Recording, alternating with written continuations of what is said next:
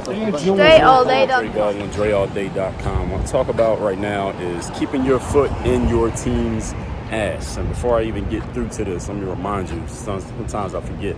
Send me a text, tell me the best insight you got from this video. My number is 305-384-6894. Text me, tell me the best thing you got from this vid. So the reason I thought of this was I was reading something about Kobe. I don't even remember exactly what it was, but in the 2008 finals, those of you old enough to remember, you watch ball, remember the Boston Celtics beat the Lakers in 6 games in the NBA Finals. In the last game of that series, the game was in Boston. Boston beat the Lakers by like 39 points, finished out the series. I remember Kobe was telling the story how the Lakers were taking a bus back from the arena to the hotel, and the fans in Boston are like shaking the bus and harassing the Lakers, not in a like threatening way, but just celebrating because the Celtics just won the championship for the first time in a long time. And Kobe, obviously, as a competitor, he didn't feel good about the fact that his team had just got beat in the finals and they got destroyed in that final game of the series. And Kobe was thinking about, well, what can I do to help my team win next season? Now, Kobe had just won the MVP award, so he was recognized as the best player in the game. That's pretty much what the MVP is. And everybody recognized Kobe was legendary even at that point. But he wanted to win the championship. So he's like, well, what can I do to help my team win the championship? I'm already one of the best players. Can I get any better? Can I just score more points? Now, we know at the pro level, you can't just score more points and that's going to solve everything. The other teams are just too good. I think Kobe individually was better than everybody on Boston. They still lost. So what can I do? So Kobe's thought was, he thought to his idol on the court, Michael Jordan, and thought, what did Michael Jordan do? And maybe he might even talk to Mike. I don't remember. But the whole thing was Kobe decided, this season that just passed, I was being too friendly with my teammates. I was trying to be the nice guy. I was trying to show that I had some personality. I was trying to be, this friendly guy and get along with everybody and show that I could be a, sociable, friendly individual on top of the fact that I was a good player. Next year, I'm not going to do that anymore. Next year, I got to keep my foot in my team's ass. I got to really push these guys. I got to really toughen them up so that when we get into the finals and we play against a team like Boston again, because Boston was pretty good. So next time we play against them, my team will be tough enough and they'll be ready for the challenge and they won't get bullied the way we did this year. Because Kobe's thing was, listen, we had a good enough team to beat Boston, but Boston just out-toughed us. They just played tougher than us. They played harder than us. They bullied us down the stretch of the series, and that's why they beat us.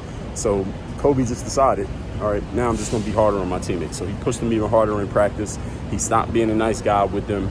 He really tried to make the challenge on his teammates tougher from him than it was from the other teams in the NBA, so that when they got to play against a team that tried to get tough with them, they were already ready for the challenge. And any of you know basketball know what happened. The next 2 seasons, the Lakers won the next 2 NBA championships. One of them, they beat that same Boston team again. And the whole point is this. Any of you who watched the Michael Jordan documentary series in the summer of 2020, spring of 2020, knows that Michael Jordan was famous for being very hard on his teammates in practice. And Michael practiced really hard, and he made his teammates practice hard. And his whole mentality behind that, his logic behind it was, look, if I can be tough on my teammates the way the Detroit Pistons were tough on me, if I can be tougher on my teammates than any of the opponents are, then when the opponents try to get tough with us, my teammates will be ready to deal with it because they've already faced that challenge from me in practice. I'm going to be harder on you than anything else is going to be on you. And I remember my coach in college used to always say to us, or one of my coaches in college would say, listen, my goal is to make practice harder than the games. I want you to get challenged so much in practice that when you get into games, it's easy. Now, his way didn't quite work as well, but he had the right mentality. Same mentality Jordan had, same mentality that Kobe adopted. And this is the point that I'm giving to you.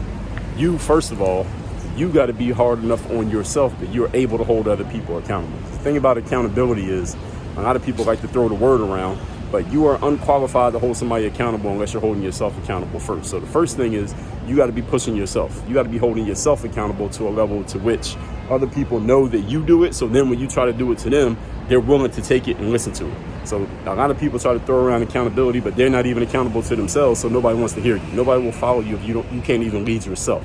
So the second thing is, once you got that part down, you're holding yourself accountable, then you can hold other people accountable. You're able to push them. You're able to keep your foot in their ass. You're able to challenge them, toughen them up because they see you're doing it yourself, and then they're willing to listen to you. People will not be open to your influence unless they see that you are doing the stuff that you're actually talking about. And this is a big thing these days, but a lot of people doing a lot of talking, but they're not actually living the stuff that they talk about. That's the second thing. And the third thing is, when you are doing this on a consistent basis, it actually serves you. Because the more you're holding your team accountable, now you know, all right, in order for me to keep holding them accountable, I got to keep holding myself accountable. Because if you're not doing it, then who's going to keep listening to you? They're like, all right, you don't have any credibility. You're talking about accountability, but you're not even being accountable. You're telling everybody to practice hard, but you're not practicing hard. So you know, as soon as you start doing it to everybody else, you got to keep doing it to yourself. So this is the whole concept of keeping your foot in your teammates' asses. And if you really want to push yourself to do this, it starts with yourself, and it always ends with yourself, as usual. Now, if you want to hear me talk about this in full context, I got an episode of my podcast. I call it a masterclass, Work on Your Game Masterclass. You can find that on Apple, SoundCloud, Spotify, etc., where I talk about keeping your foot in your team's ass. I'm giving you the quick version right here. So again, send me a text. Tell me the most valuable insight you got from this vid. My number is 305-384-6894. Again, 305-384-6894. And work on your game. Dre all day.